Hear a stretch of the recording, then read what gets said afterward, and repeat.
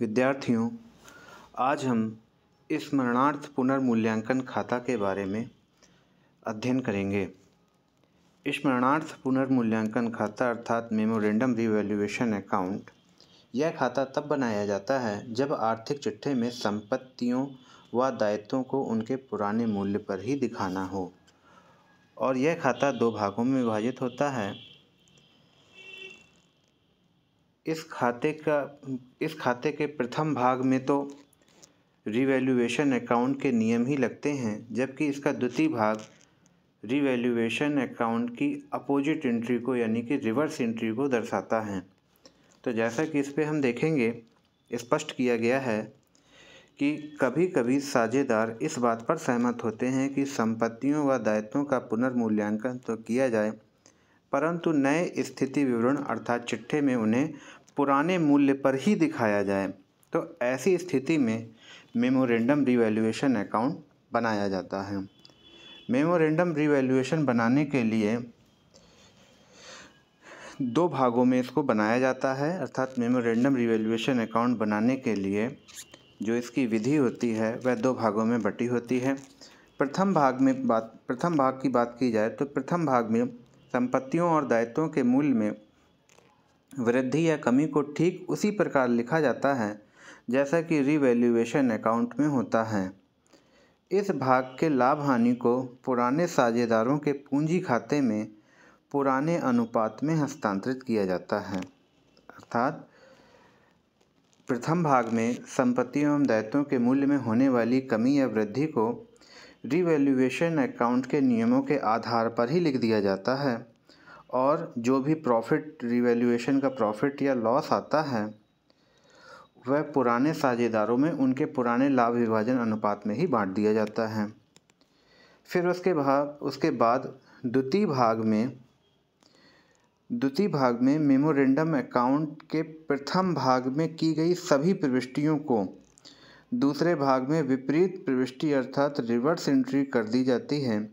अर्थात जो एंट्री ऊपर डेबिट में हुई है वह दूसरे भाग में क्रेडिट में कर दी जाएगी और जो एंट्रियां क्रेडिट में की गई हैं वह दूसरे भाग में डेबिट में कर दी जाएंगी।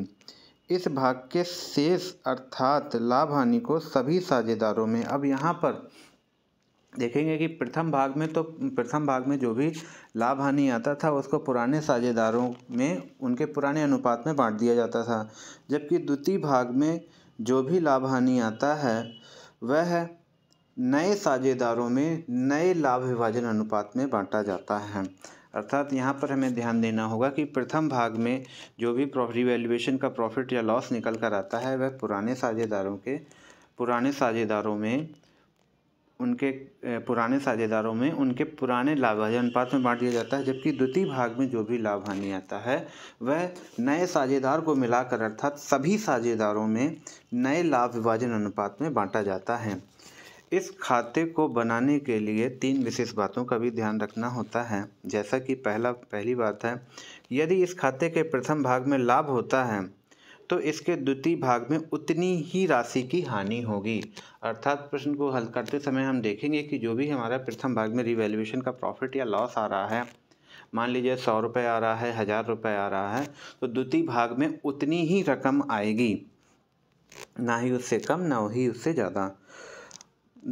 दूसरा पॉइंट देखेंगे कि इस खाते के प्रथम भाग के लाभ हानि को पुराने साझेदारों में उनके पुराने लाभ विभाजन अनुपात में बांटा जाता है, जबकि इसके दूसरे भाग के लाभ हानि को सभी साझेदारों में उनके नए लाभ विभाजन अनुपात में बांटा जाता है। ये चीज़ हम पहले स्पष्ट कर चुके हैं कि प्रथम भाग में आने वाला लाभ या हानि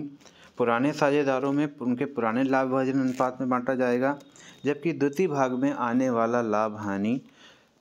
सभी साझेदारों में यानी कि नए साझेदार को मिला करके सभी साझेदारों में नए लाभ विभाजन अनुपात के आधार पर बांटा जाएगा।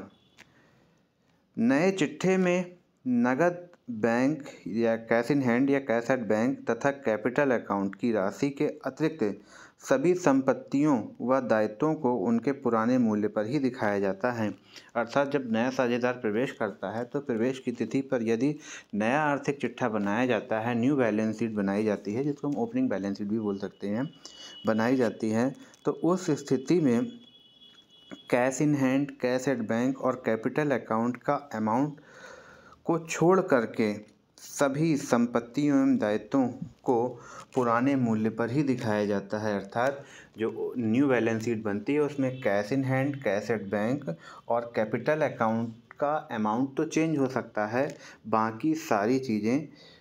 पुराने मूल्य पर ही दिखाई जाती हैं।